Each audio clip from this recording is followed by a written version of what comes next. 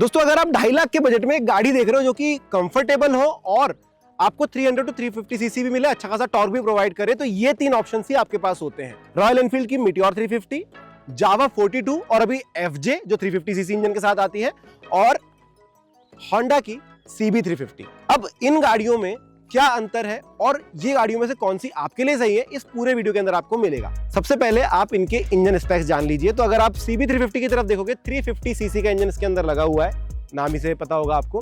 अगर टॉर्क की बात करोगे तो 29 Nm का टॉर्क निकालता है और 20 bhp की पावर दे पाता है। वहीं अगर जावा की बात करोगे तो ये ज्यादा बैलेंस तरफ जाता है, 300 सीसी के इंजन के साथ 27 bhp की पावर और 27 Nm का टॉर्क निकालता है। इन तीनों में अगर देखेंगे तो सबसे ज्यादा पावर इसी गाड़ी के अंदर आती है और इसके बहुत सारे प्रोज एंड कॉन्स जिसके हम आगे बात करेंगे।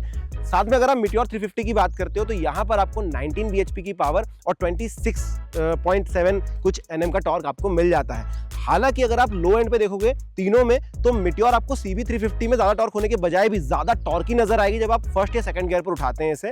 अगर आप जावा की बात करोगे तो हर जगह पर आपको रिलेंटलेस फील होगी, बहुत ज्यादा पावरफुल ये फील होती है। और अगर आप CB 350 की तरफ देखते हो तो काफी बढ़िया सी और बैलेंस्ड आपको ड्राइव मिलेगी। आगे मैं गियरिंग की तरफ आपको ज्यादा बताऊंगा कि कितना ज्यादा इनमें फर्क आता है, लेकिन गियरिंग से पहले हम टायर्स की बात करते हैं क्योंकि ये काफी ज्यादा जरूरी होते हैं। अब इसके अंदर आप देखेंगे तो आपको मिलता है 140/70 R17 के टायर्स।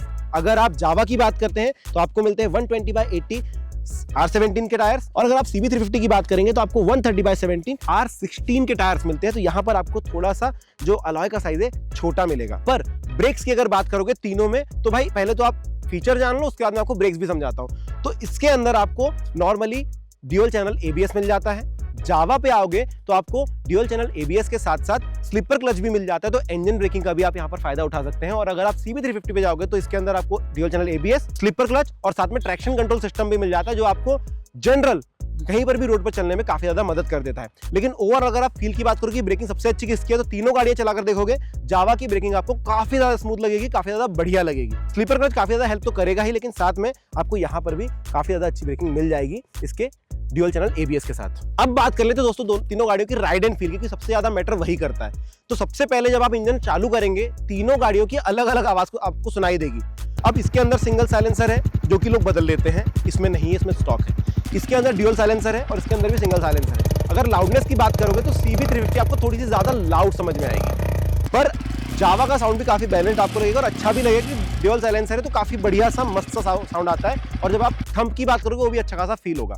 अगर आप मीटियोर की बात करोगे तो कुछ कहना ही नहीं है, काफी सारे लोगों को इसका साउंड पसंद नहीं आता, इसलिए उसके साइलेंसर बदलते हैं और उसके बाद बहुत ज्यादा लाउड करके दुनिया को बताते हैं, पर इसका जो ओरिजिनल साउंड आता है वो काफी ज्यादा बढ़िया होता है। बट राइड की बात करोगे तो दोनों गाड़ी में आपको जो है CB में और मीटियोर में स्प्लिट सीट्स मिल जाएगी, जहां पर ड्राइवर के लिए कंफर्ट काफी बढ़िया और उतना ही अच्छा पिलियन को भी कंफर्ट मिलता है। जावा में आपको सिंगल सीट मिलेगी। जावा की बात करोगे बैठने का कंफर्ट काफी अच्छा आपको मिलेगा, यहाँ पर वो स्प्लिट सीट से कोई फर्क नहीं पड़ेगा। पिलियन के लिए भी काफी अच्छा सपोर्ट मिल जाता है। अगर आप लॉन्गर रूट पर राइड कर रहे हो तब कंफर्ट कैसा है, तो क्योंकि ये गाड़ी थोड़ी सी हाइट में ज्यादा है, लेकिन फिर भी ये चीज फील की गई जब ज्यादा हाइट में बंदे, जैसे 6 फीट आपकी हाइट है, हालांकि ये है अन्वेष भाई की जिनकी हाइट 6 फीट की है, लेकिन फिर भी ब्रेकिंग के समय थोड़ा सा क्रैम्प आपको फील होगा, जो कि मीटियोर में फील नहीं होता क्योंकि थोड़ा सा क्रूजर वाला एस्पेक्ट लेकर आती है। थोड़ा सा आपको सामने की तरफ पैर रखने मिल जाता है, तो सीटिंग थोड़ी सी क्रूजर टाइप्स हो जाती है। प्रॉपर नहीं कहूंगा, लेकिन फिर भी लॉन्ग रूट्स के लिए आपको थोड़ा आरामदायक पोस्चर मिल जाता है। इस गाड़ी के अंदर हाइट भी आपको ठीक ठाक सी मिलेगी और बैठक भी काफी बढ़िया सी मिल जाती है।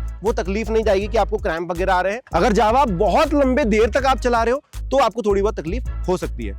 एक और चीज, कंफर्ट की बात कर रहे हैं तो हीटिंग का भी हम लोग थोड़ा सा नोट कर लेंगे यहाँ पर। अगर आप इन दोनों गाड़ियों को देखो 350 सीसी का इंजन आता है लेकिन रेडिएटर नहीं मिलता है। और अगर बात करें कि भाई 45 मिनट 40 मिनट की राइड के बाद थोड़ा बहुत इंजन हीट आपको महसूस हो सकता है, जावा के अंदर इस चीज को हटाने के लिए रेडिएटर दिया गया है। लिक्विड कूल्ड इंजन है तो आपको 300 सीसी के अंदर भी बहुत अच्छी खासी कूलिंग मिल जाएगी। बट एक चीज जो आपको नोटिस होगी वो ये है कि भाई इंजन की आवाज के साथ लगातार हिसिंग नॉइज टाइप का आपको सुनाई देता रहेगा, जो कि उसके रेडिएटर से आ रहा होता है, जो इरिटेटिंग होता है अगर आप लो स्पीड पर हो। तो इसी वजह से आप कह सकते हो कि पावर आपको इतनी ज्यादा अच्छी मिल जाती है क्योंकि इंजन को हीटिंग में काफी ज्यादा मदद मिल जाती है, मतलब हीटिंग कम करने में काफी ज्यादा मदद मिल जाती है लिक्विड कूल्ड इंजन की वजह से। अब एक और चीज आपको बताता हूं, क्योंकि दोनों गाड़ियां लॉन्ग ट्रेवल पिस्टन है तो वहां पर आपको रेव इजीली नहीं मिलेगा, लेकिन ये गाड़ी के अंदर रेव करोगे अगर आप तो बहुत ही इजीली 4000 RPM पर पहुंच जाती है और वो मजा भी आपको आ जाता है चलाने वाला। तो अगर आप एक बैलेंस्ड गाड़ी देख रहे हो रेसिंग के बीच में और क्रूजर के बीच में तो ये आपके लिए बेटर हो सकती है। गियर्स की बात कर लेते हैं तो जावा के अंदर आपको 6 स्पीड गियर मिल जाते हैं, जो कि इसकी बुरी बात है,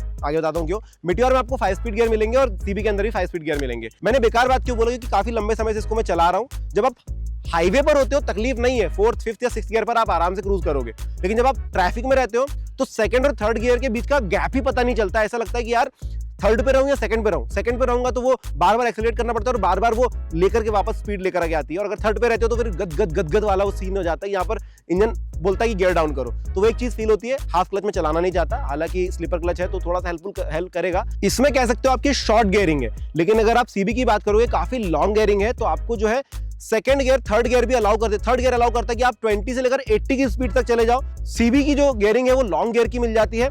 अब इसके अंदर आपको 2nd गियर भी अलाउ करता है कि आप 20 to 80 की स्पीड पर चले जाओ। आपको ये फील नहीं होगा वहां पर कि गियर मांग रही है गाड़ी। 80 के आसपास बिल्कुल करेगा, लेकिन 80 पे भी, 60 पे, 50 पे आपको ये नहीं बोलेगा कि भाई गियर लगाने की जरूरत है। मतलब आप इजीली ड्राइव कर सकते हो ट्रैफिक के अंदर भी। ये काफी ज्यादा इसमें अच्छा लगता है। अगर आप डेली कम्यूट के लिए गाड़ी देख रहे हो तो इन तीनों में से मुझे काफी ज्यादा स्मूथ लगती है। ऑटोमेटिक नहीं है बट फिर भी काफी ज्यादा मजा आता है। और अगर इसकी बात करोगे तो इससे थोड़ी सी बेटर है। आपको ये नहीं लगेगा कभी भी 2nd गियर के बाद मुझे बिल्कुल छोड़ देना या क्लच पकड़ लेना या 3rd गियर पे शिफ्ट करना है। गियर बहुत इजीली नहीं मांगती है, बट हाँ 2nd गियर 3rd गियर पे 60 के आसपास 3rd गियर पर आपको बोलेगी कि हाँ गियर अप करना है, तो उतना ज़्यादा स्मूथ नहीं है, लेकिन ये भी काफी हद तक बैलेंस्ड है। यहाँ पर हाई स्पीड और लॉन्ग टूरिंग काफी इजीली हो सकती है। सीबी के अंदर आपको लॉन्ग गियरिंग मिलती है, कह सकते हो कि कॉस्ट सेव करने के लिए किया गया है। अगर यहाँ पर देखेंगे तो 5 ही गियर मिलते हैं आपको, जबकि जावा आपको 6 गियर प्रोवाइड करती है। तो लॉन्ग गियरिंग की वजह से वो एक चीज कम हो जाती है, कॉस्ट भी सेव हो जाती है और आपको भी बार बार गियर शिफ्ट नहीं करने पड़ते हैं। अब बात करते हैं सस्पेंशन की। तो पीछे के सस्पेंशन तीनों गाड़ियों के सिमिलर, लेकिन सामने आप देखेंगे ध्यान से तो वहां पर आपको नॉर्मल सस्पेंशन मिलते हैं, जबकि यहाँ पर इन दोनों गाड़ियों में आपको यूएसडी मिलता है। इस गाड़ी के साथ वो इशू नहीं है जो इस गाड़ी में है, जो कि आपको मैं बता देता हूँ। इसमें बारिशों के समय में यहाँ पर मिट्टी घुसती है और बहुत जबरदस्त आवाज आती है, जो कि ठीक नहीं की जा सकती है। कवर्स की भी मैंने कोशिश करी थी कि मिल जाए, तो यहाँ पर नहीं मिली थी, लेकिन इसके अंदर गैप ज्यादा है तो चीज कुछ फंसती नहीं है और वहां पर आवाज वगैरह नहीं मिलती है। बाकी सस्पेंशन कैसे हैं, तो तीनों गाड़ियों में मुझे ज्यादा तकलीफ नहीं हुई, लेकिन CB 350 थोड़ी ज्यादा स्मूथ साइड पे चली जाती है, क्योंकि यूएसडी शायद हेल्प करते हैं वहां पर कि आप किसी भी खड्डे में पॉटहोल्स में जा रहे हो तकलीफ नहीं होगी। जावा भी एक सेम पिच पर है, यहाँ पर ज्यादा आपको तकलीफ नहीं होगी। और रियर सस्पेंशन की अगर बात करूं, तीनों ही अपनी जगह पर बढ़िया है। पिलियन बिठाने के बाद भी आप सेम ही चीज फील करेंगे। अब बात कर लेते हैं दोस्तों फीचर्स की। तो पहले नॉर्मल फीचर्स आपको बता दूं, जैसे कि मैंने यूएसडी की बात कर ली, इन दोनों में यूएसडी उसके अंदर नहीं मिलता है आपको। यहाँ पर आपको रेडिएटर मिल जाता है, आपको इसके अंदर स्लीपर क्लच मिलता है जो कि उसमें नदारद है, और इसके अंदर स्लीपर क्लच के साथ आपको एक्स्ट्रा ट्रैक्शन कंट्रोल सिस्टम भी मिल जाता है, जिसको स्विच ऑन या ऑफ आप कर सकते हैं। यहाँ पर एक छोटा सा डिजिटल मीटर मिलता है, इसके अंदर फुल्ली डिजिटल मीटर मिलता है आपको। तो यहाँ पर आप टैकोमीटर देख सकते हैं, इन दोनों गाड़ियों में टैकोमीटर अवेलेबल नहीं है। और यहाँ पर आपको बिल्कुल छोटा सा एक स्क्रीन मिलेगा जो कि डिजिटल होगा, बाकी सारी चीजें आपको नॉर्मल ही मिलती है। लेकिन अगर आप सामने देख रहे हैं तो आपको हेडलाइट्स दोनों गाड़ियों के, तीनों गाड़ियों के दिखाई दे रहे होंगे। यहाँ पर आपको एलईडी हेडलाइट मिलता है, इसका थ्रो काफी अच्छा है। नाइट टाइम में भी काफी बढ़िया सा आपको लाइट यहाँ पर मिलेगा, और सेक्शन भी आप देख रहे हैं तो काफी बढ़िया सा मिलेगा। जावा और मीटियोर में देखोगे तो दोनों ही हेलोजन हेडलैम्प्स आपको मिलेंगे, और साथ ही आपको सीवी के अंदर एक और एक्स्ट्रा फीचर मिलेगा जो कि इसके मार्कर लाइट्स हैं। तो अगर आप इसको ऑन करते हो आपको यहाँ पर ये येलो लाइट जलते हुए दिखाई दे देते हैं। अब बात करते हैं दोस्तों एनवीएच की। तो काफी सारे लोगों का कहना होता है कि भाई आरी जो है ज्यादा वाइब्रेशंस क्रिएट करती है, बट अगर आप इन तीनों गाड़ियों में देखोगे तो ये गाड़ी आपको थोड़ी सी रॉ लगेगी, क्योंकि ये स्क्वायर इंजन के साथ आती है कह सकते हो, और काफी हद तक ज्यादा बीएचपी भी है। इस गाड़ी के अंदर आपको काफी स्मूथनेस मिलेगी। अब पुरानी आरी से कंपेयर करोगे तो बहुत ज्यादा बढ़िया मिलेगी, लेकिन कंपैरेटिवली नई जो मीटियोर है वो आपको बहुत ज्यादा स्मूथ लगने वाली है, और बहुत ज्यादा कह सकते हो कि आपको वो वाइब्रेशंस बहुत ज्यादा नहीं लगेंगे, बल्कि फील करने में मजा आएगा और चलाने में भी बहुत ज्यादा मजा आएगा। अब लुक्स की बात कर लेते हैं तो आपको एलईडी हेडलाइट के साथ शायद सीबी अच्छी लग सकती है। मुझे भी काफी बल्की सीबी लगती है। अगर आप हाइटेड पर्सन है तो आपको गाड़ी ज्यादा पसंद आएगी। मुझे पर्सनली जावा अच्छी लगी थी, थोड़ा सा क्लासी लुक ज्यादा आता, लेकिन जब से इन्होंने एफजे पर शिफ्ट किया 42 एफजे, वो मुझे उतनी ज्यादा पसंद नहीं आती, तो ये ओल्ड जावा मेरे लिए काफी ज्यादा अच्छी है। मीटियोर मुझे आरी बहुत ज्यादा पसंद नहीं थी, तो शायद मेरा कभी उधर दिल भी नहीं गया। सो आप मुझे बताइए आपको तीनों में से लुक सबसे ज्यादा किसके अच्छे लगते हैं? वैसे उसका येलो कलर बहुत अच्छा लगता था। प्राइस की बात करेंगे दोस्तों तो इस गाड़ी यानी जावा का 10-12 हज़ार की एक्सेसरी के साथ टोटल प्राइस था 2,52,000 के अराउंड। अगर आप आरी की बात करोगे तो 2,58,000 के अराउंड गाड़ी आपको नॉर्मली मिल जाएगी, 10-1 हज़ार की एक्सेसरी जिसमें जुड़ जाती है। और ऑन रोड की बात कर रहा हूँ, और अगर आप CB 350 की बात करोगे तो ये गाड़ी लगभग 2,70,000 के अराउंड जाती है। थोड़े से एक्स्ट्रा पैसे लगते हैं, लेकिन ट्रैक्शन कंट्रोल जैसा सिस्टम आपको मिल जाता है और ब्रेकिंग थोड़ी सी अच्छी मिल जाती है। लेकिन मेजर पार्ट है कि पैसे तो आप दे दोगे एक टाइम में, लेकिन सर्विसेज की बात क्या है? तो अब ये बहुत मुद्दे की बात है। आरई की सर्विसिंग किसी भी जगह पर अवेलेबल है। पूरे इंडिया में बहुत सारे आउटलेट्स हैं जहां पर इसकी सर्विसिंग मिल जाएगी और नॉर्मल काम भी किसी भी मैकेनिक के पास हो जाएगा। बिग विंग के पास आपको होंडा CB 350 लेकर के जानी पड़ेगी। नॉर्मल होंडा के शोरूम में भी थोड़ी दिक्कत आ सकती है और बहुत थोड़ा, अगर आप एक मेट्रो सिटी में रहते हो, ऐसी सिटी में रहते हो जहां पर इसके शोरूम्स अवेलेबल हैं, तो आपके लिए ईजी है। लेकिन अगर आप ऐसी सिटी में जहां पर इसका शोरूम नहीं है होंडा का, तो फिर प्रॉब्लमैटिक है, आपको थोड़ा सा प्रॉब्लम यहां पर देखने मिल सकती है। पर होंडा है, रिलायबिलिटी आपको मिलेगी, तो ज्यादा बंद नहीं पड़ेगी, आपको ज्यादा गरज नहीं पड़ेगी शोरूम्स की। बट बात करें जावा की, तो एक्सपीरियंस मेरा खुद का बहुत गंदा रहा है इसके साथ। सर्विसिंग बाहर मार्केट में पार्ट्स मिल जाते हैं, ये एक अच्छी बात है, लेकिन जो सर्विस सेंटर है वहां पर बहुत अच्छा एक्सपीरियंस आपका नहीं जाएगा। मेरा खुद का नहीं गया, बहुत सारी चीजें उनको करते नहीं बनती और बहुत बार ऐसा होता है कि भाई कुछ पार्ट ऐसे जबरदस्ती बदल दिए जाते हैं। मैंने एक्सपीरियंस किया है, जैसे कि 3-3.5 हज़ार के आसपास इसी गाड़ी के, आप इसका ओरिजिनल वीडियो देखिएगा जिसमें उन्होंने खुद बताया कि भाई 3-3.5 हज़ार के आसपास इसके ब्रेक पैड्स बदल दिए गए। 2-3 बार परेशानी आई, कुछ एक प्रॉब्लम्स अनसॉल्व रह जाती हैं, जैसे कि वो आवाज का प्रॉब्लम है। तो सर्विसिंग से उतना ज्यादा खुश हम इसके नहीं है।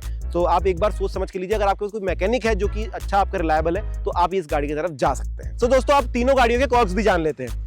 जावा की बात करोगे तो सबसे बड़ी दिक्कत यह है कि इसका जो हॉर्न है वो इस तरफ भी दिया गया है। क्लासिक 350 में आपको सामने भी मिलेगा, यहाँ पर मिलेगा, 2 मिलेंगे, इसमें बाजू में लगा हुआ है, तो ये लोगों से ज्यादा आपको सुनाई देता है, जो तकलीफ देता है।